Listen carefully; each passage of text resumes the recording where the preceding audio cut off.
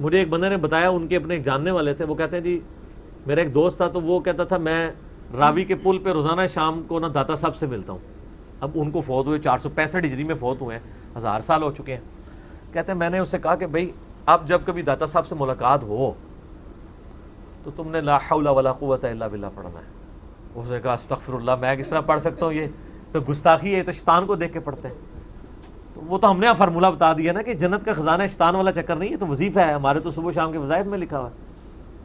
فرض نماز کے بعد اذکار میں آتے ہیں یہ الفاظ مسلم شریف میں، لا حول ولا قوت الا باللہ مخلصین لہ الدین ولو کرہ الکافرون.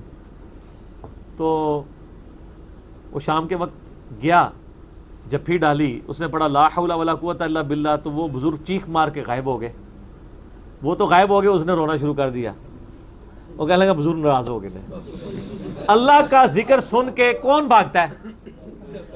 اگر یہ مجھے کہتے ہیں نا یہ انسانوں میں سے شیطان ہے، میرے سامنے آپ لا حول ولا قوت الا باللہ اسپیکر میں پڑھیں، میں غائب نہیں ہوں گا، تو میں پھر اولیاء اللہ میں سے ہوا نا. ظاہر ہے مجھے برا بھی نہیں ہوگا، میرے ماتھے پہ بل بھی نہیں آئے گا. آپ پڑھیں اعوذ باللہ من الشیطان الرجیم، مجھے بڑی خوشی ہوگی. لیکن آپ کے بزرگ کے سامنے پڑھے وہ ناراض ہو جاتا ہے. تو اس کا کیا مطلب ہے؟ اس کی رشتہ داری کس کے ساتھ ہے؟ یا تو وہ خود اس کا اعلی کار بنا ہوا ہے. یعنی اس میں ہم داتا صاحب کو کچھ نہیں کہہ رہے، ان کا کوئی لینا دینا نہیں ہے، ان کی طرف منسوب ہے. مولا علی علیہ السلام کے ساتھ ایسے عجیب و غریب واقعات لوگوں نے منسوب کیا. ہمارے محلے میں ایک بھائی، اب تو بڑا ماشاءاللہ ان کا، پہلے وہ کام بھی کرتے تھے، پھر کام شام چھوڑ کے تعویذ دھاگوں میں پڑ گئے، تو وہ اس کی کمائی آپ کو پتہ ہے بہت زیادہ ہے، تو سب کو کام چھوڑ چھاڑ کے بیٹھ گئے. تو مجھے آگے کہتے ہیں کہ جی آپ کی باتیں تو بڑی علمی ہیں، لیکن میرے تو ذاتی ایکسپیرینس ہوئے ہیں، میں کیسے انکار کروں، میری تو روزانہ فلاں بزرگ سے ملاقات ہوتی ہے.